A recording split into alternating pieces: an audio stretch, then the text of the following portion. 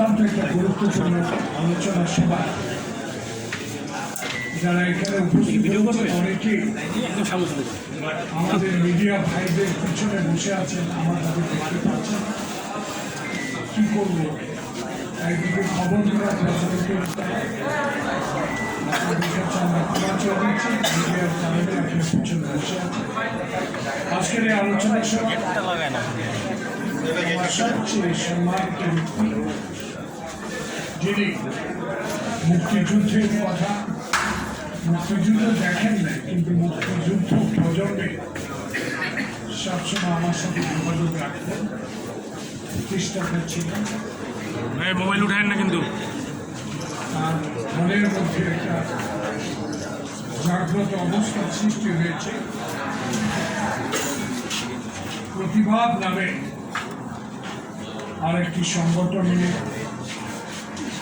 আপনাদের সামনে উপস্থাপন করে দীর্ঘদিন ধরে বাংলাদেশের বর্তমান প্রেক্ষাপট তুলে ধরার চেষ্টা করছে শেখ ইব্রাহিম। এখানে আরেক ব্যক্তি ট্রাফিকের কারণে হয়তো মঞ্চে আসতে একটু দেরি করেছেন, তবু বলতেছেন আমাদের অত্যন্ত প্রিয় ব্যক্তি, যিনি সকল কিছু ত্যাগ করে মন্ত্রী হতে পারতেন, কিন্তু আওয়ামী লীগকে কোনোদিনের পছন্দ ছাত্রলীগের সভাপতি ছিলেন, কিন্তু তাদের কথাবার্তা, তাদের ভবিষ্যৎ কী হবে এই সকল বিষয়ে উনি অবগত হওয়ার পরে আমাদের জাতীয়তাবাদী দলের নির্ধারণ করেছেন। অত্যন্ত বিশ্বস্ত ব্যক্তি, সাহসিকের সাথে ক্ষমতা সব কিছু ছিল। আসলেন আমার অত্যন্ত প্রিয় বন্ধু, প্রিয় ভাই। একটু আগে মনের কথাগুলো যিনি বলেছেন, তো অনেক কিছু বলার প্রয়োজন। ছোটবেলা থেকে তাকে দেখি সাহসী ভূমিকা থাকা কলেজে থাকতেন। তার আজকের কথাগুলো, মনের কথাগুলো তুলে ধরেছেন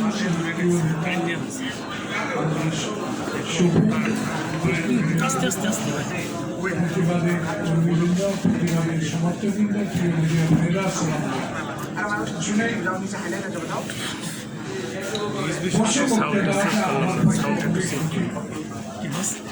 আমি খুবই একজন কর্মী হবার চেষ্টা করেছি,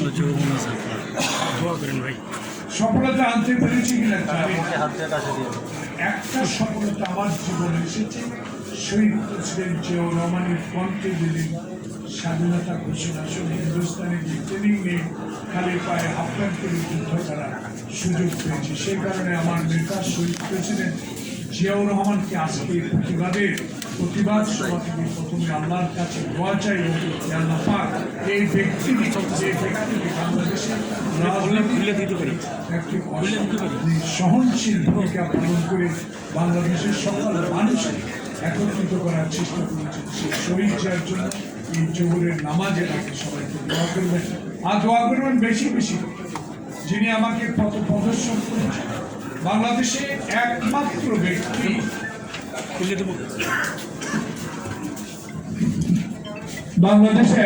ব্যক্তি,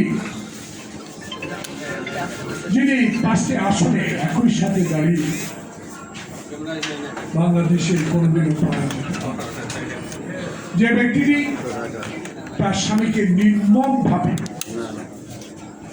হত্যা করা হয়েছে একটা প্রযুক্তি, যে ব্যক্তিটিকে শহীদ জিয়া আজকে যিনি পলাতক, শেখ হাসিনাকে বাংলাদেশে ভারতের সকল সম্পত্তি ফেরত দিয়েছে। তার 2 সপ্তাহ পরেই আমার নেতা শহীদ জিয়াকে নির্মমভাবে এই দেশ থেকে পৃথিবী থেকে চলে যেতে হয়েছে। জনগণের মাঝে এখন অনেক কথা থাকে, এদিকে যেতে চায় না। সেই বিধবা স্ত্রী এরশাদ বিরোধী আন্দোলনে সকল কিছু সহ্য করে, শেখ হাসিনার সকল অত্যাচার অবিচার সহ্য করে এরশাদের আমলে বেইমানি করেও নির্বাচনে গিয়েছিলেন, কিন্তু দেশটাকে বেগম খালেদা জিয়া তার আপসের নেতৃত্বে প্রমাণ করে দিয়েছেন যে আমি কোনোদিনও স্বৈরাচারের কাছে মাথা সেই নেত্রী বেগম খালেদা জিয়াকে জেলে পুড়িয়ে রেখেছিলেন 5টি বছর। আমাদের নেতা যিনি শুভ বলেছেন কে কি করেছে প্রমাণ তো ইতিহাস মিলিয়ে দেবে, ইতিহাস কথা বলবে।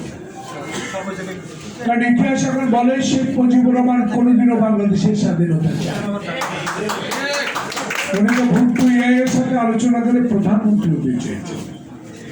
তাহলে আস্তে আস্তে শেখ হাসিনা 2042 পর্যন্ত 41 না 42 পর্যন্ত একটি 41 পর্যন্ত একটি কর্মসূচি তৈরি করেছিলেন আওয়ামী লীগ বিরোধী। আল্লাহ পাক শেখ হাসিনা তুমি বাংলাদেশের সকল কিছু ধ্বংস করে দিয়েছ, সকল বৈধ সাংবিধানিক প্রতিষ্ঠানগুলো ধ্বংস করেছে, বাংলাদেশের মানুষের অর্থ চুরি করে বিদেশে পাচার করেছে।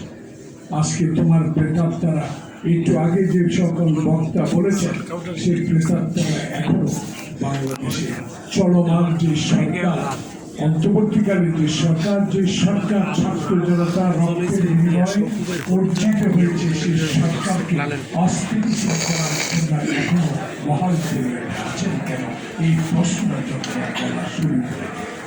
শনিবারে আলোচনা করেছেন ভালো, কারণ আমার নেতা তারেক রহমান তো বলে দিয়েছে বিপ্লবিক সরকারকে পর্যদস্ত করার চাপ, তাদেরকে ক্ষমতা রাখতে হবে, তাদের এই বিপ্লব যেন কেউ কোন রকম ষড়যন্ত্র করে সরকারকে কোন রকম অস্বস্তি করতে না পারে। তাই বলে কি 2 মাস 2 দিন অতিবাহিত হলো, আমার থেকে বাবে একজন মুক্তিযোদ্ধাকে উদাহরণ দিই, শেখ হাসিনার বান্ধবী এখনো মুক্তিযুদ্ধ মন্ত্রণালয়ের সচিব, এখান থেকে 200 গজ দূরে বাবে এখনো অফিস করে। তাহলে প্রত্যাশা কি? প্রত্যাশা আপনার কাছে সেই প্রত্যাশা পূরণের সময় যৌক্তিক বলেছে আমার নেতা মির্জা ফখরুল ইসলাম আলমগীর। সেই যৌক্তিক সময় এই নয় যে আওয়ামী লীগের সকল প্রেতাত্মা আবার পুনঃভাবে সকল পদে বসে যাবে। খুঁজে বের করতে হবে, খুঁজে বের করা প্রয়োজন। কারণ একদিকে